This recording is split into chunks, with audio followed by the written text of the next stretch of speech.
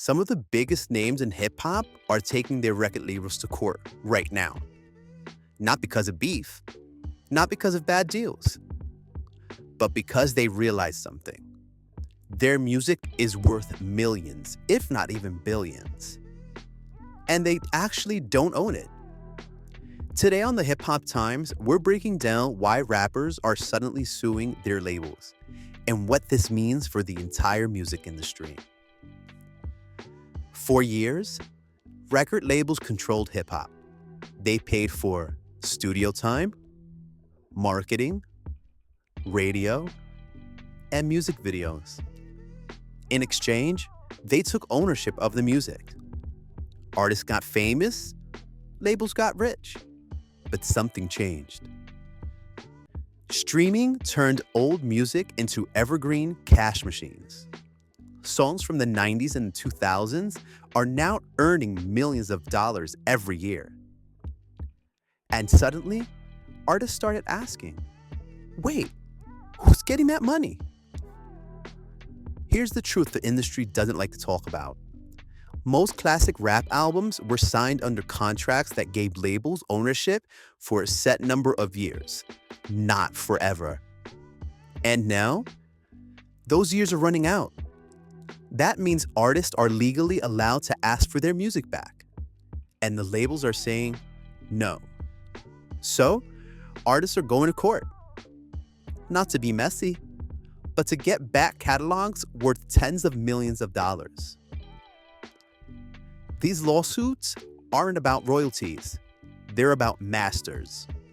Whoever owns the masters owns streaming income, licensing money, sync placements, movie and TV use, TikTok usage, brand deals, and catalog sales. Owning masters means owning generational wealth. Labels don't want to give that up. Artists don't want to leave that on the table. So, the courtroom is now the battlefield. 3 things triggered this wave of lawsuits. 1, catalogs are being sold for billions. Most companies are buying rap catalogs like real estate. 2, streaming made old music valuable again. Every time someone streams a 20-year-old song, someone gets paid. And 3, artists are more educated now.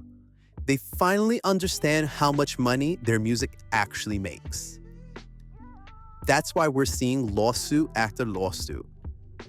Not because artists are broke, but because they finally realized they were underpaid. This is the beginning of a power shift. For decades, labels owned hip-hop. Now, hip-hop wants its ownership back. This is why you see artists renegotiating, artists reclaiming catalogs, artists walking away from labels. They're not chasing advances anymore.